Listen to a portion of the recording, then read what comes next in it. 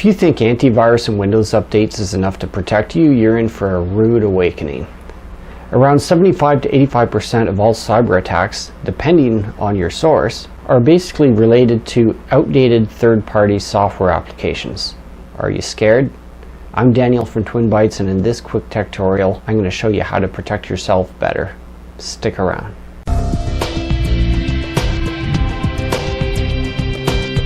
There are many things you can do to protect yourself better. Aside from antivirus, Windows updates, and being careful what you click, you want to have a look at your third-party software programs. If you're not sure what third-party software applications are, they're just programs other than Microsoft products that are on Microsoft Windows. So they would be things like Adobe Reader or Java and other programs like that that you would download. Google Chrome is another popular one. So those are programs almost everybody has, and they are considered third-party applications, and they need to be updated separately. So you want to review the software that you have regularly, and there's 3 different things that you can do. The first thing is going through the list of applications and uninstalling any program that you just don't use anymore. As long as the programs are sitting there, whether you use it or not, you're at risk of being compromised due to some vulnerabilities on that software. If any programs that you want to keep, as long as they're being supported, then you should be able to update them through the help menu under About or Check for Updates. If the program's not supported anymore, they're not going to have updates available. So the thing to do is something like Windows Live Mail that was outdated and unsupported a long time ago, and you could switch over to something like Mozilla Thunderbird. So if you do need a program such as that for email, but you're using a program that's unsupported and it can't be updated, then you need to replace it. So how do you stay on top of updating all your third-party programs? You basically have 3 options with that. The first is to check if you are a business and you have a managed IT support company and they're managing your updates for you. Check to see if software updates are included with that, or are they only doing Windows updates. Many times these are separate add-on features. You can do it yourself manually through the help menu in most programs under Help and About or Help and Check for Updates. The third way is using some third-party software program, which I'm going to show you here how you can use. I showed a video previously on CCleaner and using that, and you can check for software updates on there. But having a look at this screenshot, we did a comparison on this one computer that showed what updates are available on the CCleaner versus the IOBIT software that I'm going to show you. And clearly CCleaner didn't pick up these updates where IOBIT did. So when you open up IOBIT software, I'll have the link to it in the description below if you want to download it. And as soon as you open it up, it immediately scans your computer and tells you how many programs it sees that are outdated. You can see what they are, what the current version is, and what the new version is of them. They have update buttons beside each one of them. You also have an option to go to update, ignore, or if you're paying for this, you can do the auto upgrade. But this is using the free version. So you can see that we're able to easily, very quickly see all the programs that need to be updated. So before updating this, you can see through the help menu, there's just like a hamburger menu there, and there's About that tells you about the program, which some cases you would go in there to find the update, but you may have a link like this one does to check for updates. So it'll go online and check to see if there's any updates available. So we'll click on Update All.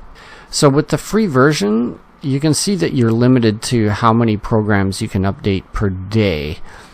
So this will only allow us to update 2 of them out of the 3, and then we'd have to wait till tomorrow to do the other one. But that's fine.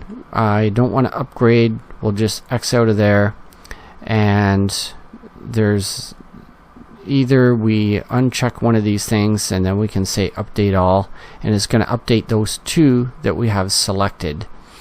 Now, just the fact that we can even see, as this is downloading to upgrade them, We could see the list of programs that are required to be updated, so we can actually go into our programs and just run the update from there.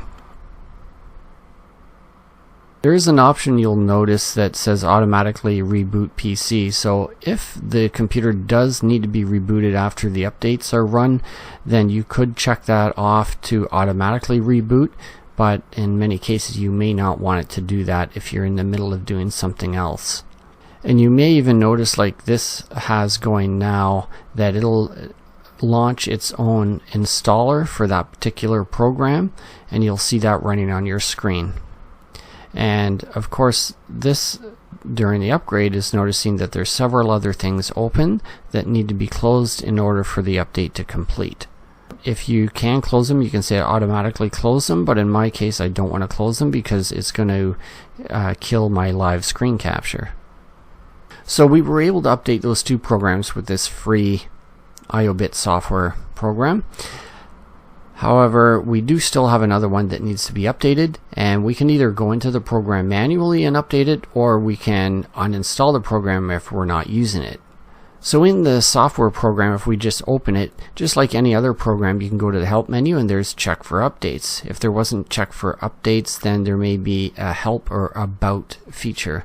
But we have check for updates, so we'll go in here and it shows there is a new update available. Here it is. It tells you a little bit about it. Some of them may not tell you what it is in the update on this screen, but there's an update now. So we'll click that, run it, and now it's going to check for the updates and download and install the updates for that program. I don't see a way to refresh this, so what we would have to do is close this program and open it again. So after closing this software and opening it again, one problem is that it's still showing that this is outdated.